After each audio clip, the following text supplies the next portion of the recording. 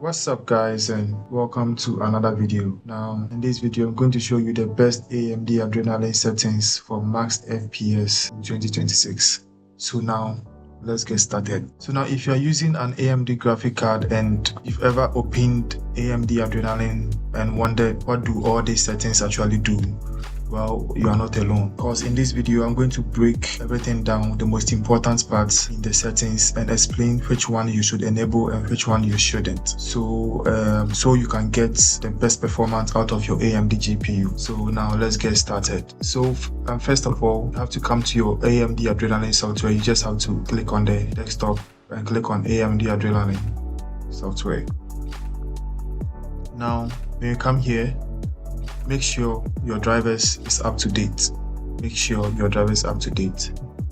Afterwards, once you've updated it, now you come to gaming, come to graphics. When you come to graphics, choose your dedicated GPU. I'm currently using AMD Radeon RX 6550M. So first of all, these are the settings I personally use, which has been helping me a lot in gaming. So I want to share these settings with you so you can also try it out and see the difference. So I want to share these settings with you so you can try it out to see if you can see any improvements in your gaming. So first of all, let's focus on the important parts. AMD anti-lag. So AMD anti-lag, this is what reduces delay between mouse or your controller's inputs and what actually happens on the screen. So mine is on, so I recommend you also turn this on as well. So now let's scroll. Radeon enhancing. Now this helps to reduce screen tearing whilst keeping FPS higher than traditional VSync. So I recommend you turn this one also on as well. Now let's come to anti-aliasing. Anti-aliasing helps to smooth the edges of round objects and characters.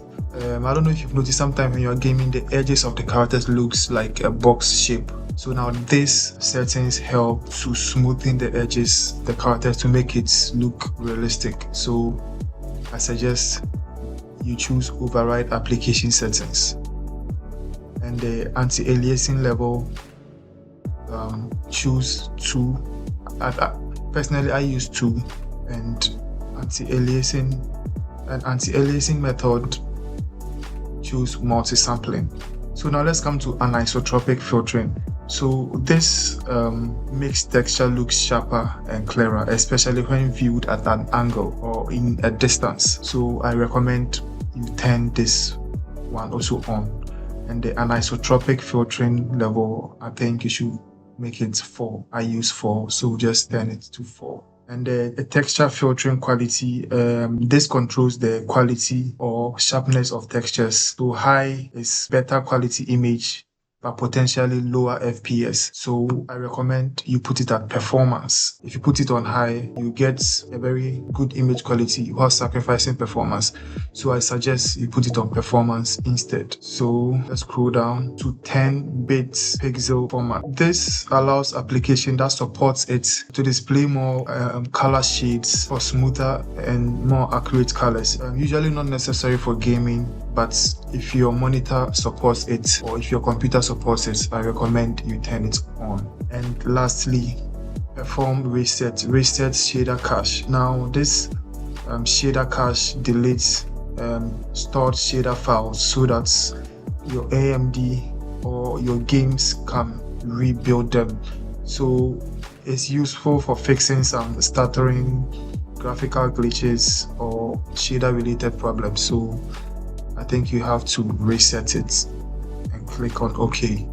So afterwards, just restart your computer and see how your gaming performance will change. But then it worked for me. These settings, I've been using these settings for the past 2 months and I've never had any issues with gaming performance. Actually, my gaming performance has improved, so I suggest you also try it out. And yes, if you find this video helpful, kindly like and subscribe and click on the bell notification icon so you don't miss any of my videos. Bye.